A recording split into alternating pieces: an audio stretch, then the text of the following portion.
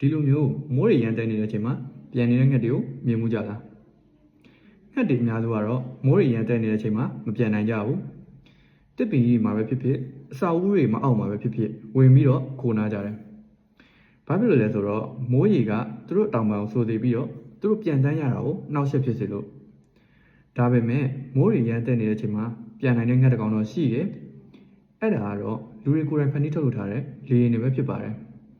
ဒါဆိုရင်မိုးတွေရမ်းတဲနေတဲ့အချိန်မှာတော့ပဲလေယာဉ်ကဘာလို့ပြန်နိုင်တယ်လဲဆိုတော့ကျွန်တော်နားလည်အောင်ရှင်းပြမယ်အားလုံးပဲမင်္ဂလာပါ Flying အခါမှာကြိုဆိုပါတယ်ပထမဆုံးအနေနဲ့လေယာဉ်မှာတက်ဆင်ထားတဲ့ Weather Radar နည်းပညာကိုကျွန်တော်စပြီးတော့ရှင်းပြမယ် Weather Radar ဆိုတာကမိုးလေဝသကိုထောက်လှမ်းနိုင်တဲ့ပစ္စည်းပဲဖြစ်တယ်သူ့မှာဆိုရင် Antenna နဲ့ Monitor ဆိုပြီးတော့နှစ်မျိုးပါတယ်သူကပတ်ဝန်းကျင်မှာရှိတဲ့မိုးလေဝသကိုဘယ်လိုထောက်လှမ်းလဲဆိုတော့ Antenna ကနေပြီးတော့အားပြင်းတဲ့ Radar လိုင်းတူတွေကိုသူ့ရှိတဲ့ပတ်ဝန်းကျင်180 ဒီဂရီကိုထုတ်လွှတ်လိုက်တယ်အဲ့ဒီထုတ်လွှတ်လိုက်တဲ့ Radar လိုင်းတွေက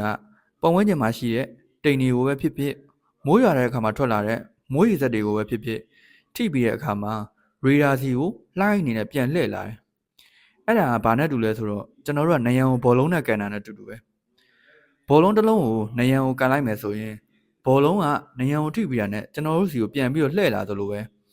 Radar ကလွှတ်လိုက်တဲ့ line တွေကတိမ်တွေမိုးတိမ်တွေကိုထိပြီးတဲ့အခါမှာ Radar စီကိုချက်ချင်းပြန်ပြီးတော့လှည့်လာတယ်အဲ့ဒီပြန်လာတဲ့ line တွေက monitor မှာအရောင်လေးမျိုးနဲ့တွားပြီးတော့ပေါ်မယ်အဲ့ဒီအရောင်လေးမျိုးကအစိမ်းရောင်အဝါရောင်အနီရောင်နဲ့ခရမ်းရောင်တွေပဲဖြစ်တယ် weather radar မှာအရောင်နဲ့မပေါ်ဘူးဆိုရင်အဲ့နေရာကတိမ်တွေလည်းမရှိဘူးရာသီဥတုလည်းကောင်းမွန်တယ်ဒါပေမဲ့အစိမ်းရောင်နေနဲ့ပေါ်ရဆိုရင်တော့အဲ့ဒီနေရာကမိုးနည်းနည်းရွာတယ်ဒါပေမဲ့လေရင်ကိုအေးဆေးပြန်လို့ရတယ်အဝါရောင်ဆိုရင်တော့မိုးအလယ်လက်ရွာတယ်အတင့်အတင့်ရွာတယ်သူလည်းဖြတ်ပြီးတော့ပြန်လို့ရတယ်ပြဿနာမရှိဘူးဒါပေမဲ့အနီရောင်ဆိုရင်တော့မိုးတဲထန်တယ်ပေါ့နော်အဲ့လိုဆိုရင်တော့လေရင်ကအဲ့ဒီအနီရောင်ကိုဖြတ်ပြီးတော့မပြန်သင့်တော့ဘူးအဲ့နေရာကိုရှောင်ပြီးတော့ပြန်သင့်တယ်ခရမ်းရောင်ဆိုရင်တော့မိုးအရန်ပြင်းတာတို့မုန်တိုင်းတို့ရှိတဲ့အခြေအနေတွေဖြစ်တယ်အဲ့နေရာကိုလုံးဝမပြန်သင့်ဘူးအဲ့နေရာကိုလုံးဝရှောင်ပြီးတော့ပြန်ရမယ်